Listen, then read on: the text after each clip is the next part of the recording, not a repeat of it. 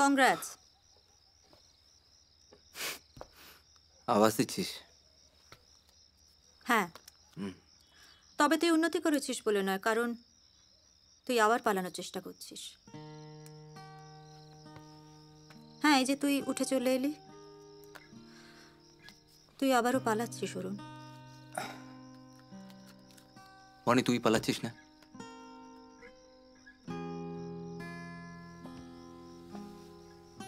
আমার একার পক্ষে সব কিছু সামলানো আর সম্ভব হচ্ছিল না, যতটা ভেজাল কমানো যায়।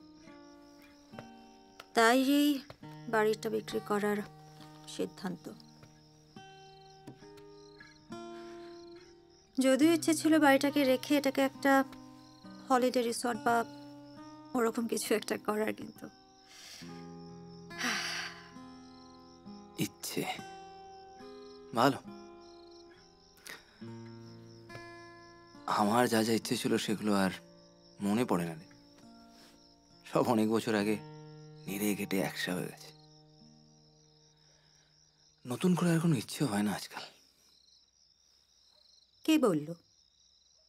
এই তো হলো ছবি তোলার ইচ্ছেটা। ওটা নেশার করে মদ খেয়ে পাগলাম পাতে। পাগলামি? কতদিন কোনো পাগলামি করি না বলতো। আসলে বড় হয়ে গেলে বোধহয় আর পাগলামি করা যায় না। বনি, তুই শেষ কবে পাগলামি করেছিস তোর মনে আছে? 2009 আমাকে ডিভোর্স পেপার পাঠিয়েছিলি। হ্যাঁ, পাঠিয়েছিলাম, কারণ ইউ ওয়ান্টেড ইট। তোর হঠাৎ মনে হয়েছিল বনি ডিজার্ভস বেটার। কি মনে আছে তো? বনি, তুই তুই তখন স্কলারশিপে লন্ডন শিফট করছিস, আর আমার চাকরিই নেই। তোর বাবা মা কোনোদিনই আমাকে জামাই হিসেবে মেনে নেয়নি, আর কেনই বা নেবে? দুটো ফ্যামিলির মধ্যে বিস্তর ফারাক। তোদের ওই বাড়ি, অট্টালিকা, এই বাংলো, আর আমাদের 77 টাকার বাড়ি ভাড়া। আমার স্যালারি তোর ম্যানেজার কাকুর স্যালারির থেকে কম ছিল বনিয়া।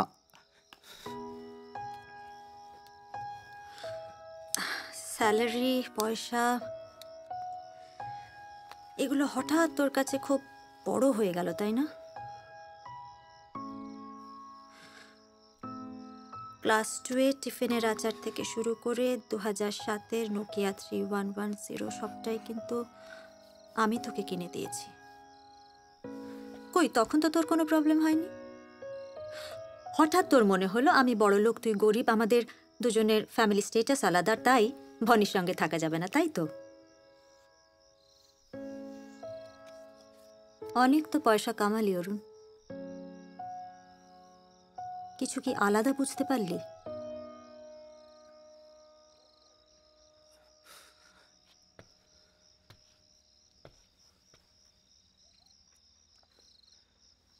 বনি, তুই বলছিলেন আমি পালিয়ে বেড়াচ্ছি, কারণটা জানিস?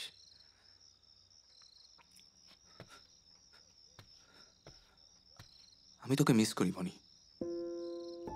কলকাতা এলেই আমার সবার আগে তোর কথা মনে পড়ে। রাস্তাঘাট, ট্রাম, স্কুল ডেজ, বিরিয়ানি খেলে, এগ রোল খেলে আমার সবার আগে তোর কথা মনে পড়ে। আমি তোর থেকে পালিয়ে বেড়াচ্ছি। তাই যদি হয় তাহলে তুই একটা কাগজে সই করে সবকিছু ভুলে গেলি? তোর একবারও মনে হলো না যে বনি একা একা লন্ডনে কিরকম আছে? বনি প্রত্যেকবার কলকাতা এসে ছুটিতে কি করে? বনির মা মারা গেছেন, শি নিডস ইউ।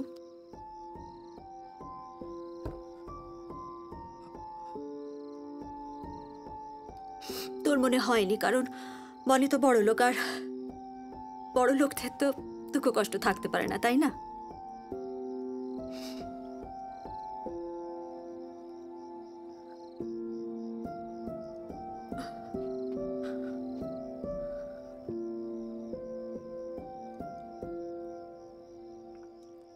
বাবা মা, ভাই বোন, বন্ধু বান্ধব,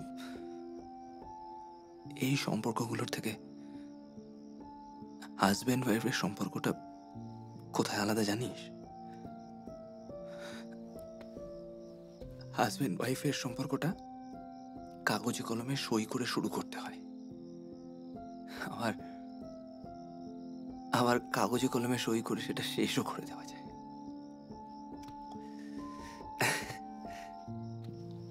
1987 সাল থেকে সারাক্ষণ স্কুলে একসঙ্গে থাকা অরুণ আর বনিতাই আর বন্ধু নেই। তারা এখন ডিভোর্সড কাপল হয়ে গেছে।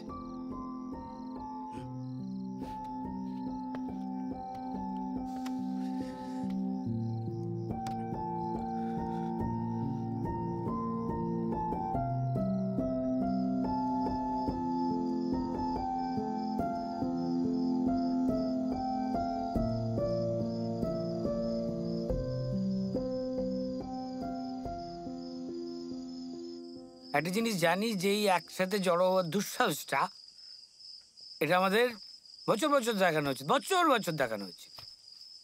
আরে এরকম একটা রিমোট প্লেসে কে কিনতে চাইছে বাড়িটা?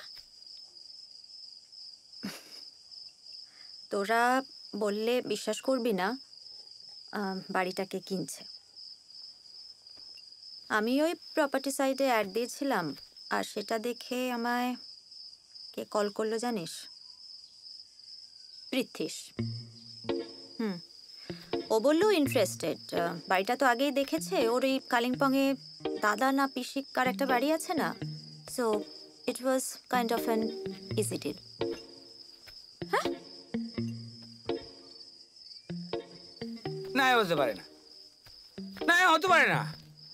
তাহলে পৃথ্বীশ, তুই শুনলি? পৃথ্বীশ, আমি শুনেছি। মানে এই হারামি তুই আর লোক পেলি না পৃথিবীতে? দুনিয়া অন্য কোনো মানুষ নেই, সব মানুষ মরে গেছে। পৃথ্বীশ, উফ, দত্ত। এই অরুণ, এই তোর অ্যাকাউন্ট থেকে চেক কাট, কেটে ওই 1 লাখ থেকে পৃথ্বীশের টাকা ফেরত দে।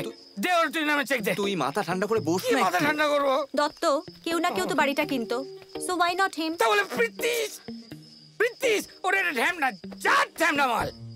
না আমি আর কথা বলবো না, আমি শান্ত ওর তো তোর উপর একটা হালকা ইয়েও ছিল না, তুই তো জানিস। কি? আরে ও কিছু না, স্কুল লাইফে ওরকম একটু আধটু।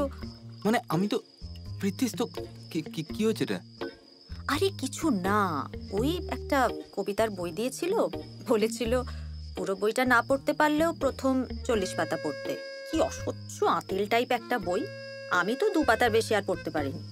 কি যেন একটা নাম ছিল, সব ভুলে গেছি। জানি তুমি রবে নীরবে। এই ঠিক বলেছিস, তুই জানলি কি করে? মানে তুইও জানিস? আমি তো। এই আমাদের অরুণ বাবু সারাক্ষণ আমাকে ফেসবুক নিয়ে কিস্তি করে না। তোরা সবাই জানিস? আমি ফেসবুক থেকেই জেনেছি।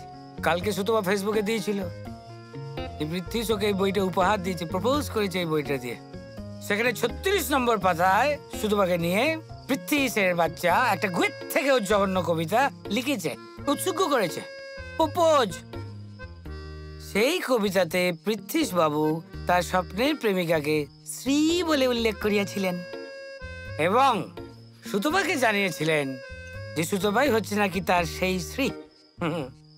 বাবা ঘুঘু দেখেছে, ভাত দেখেনি, ধরে নিয়েছি।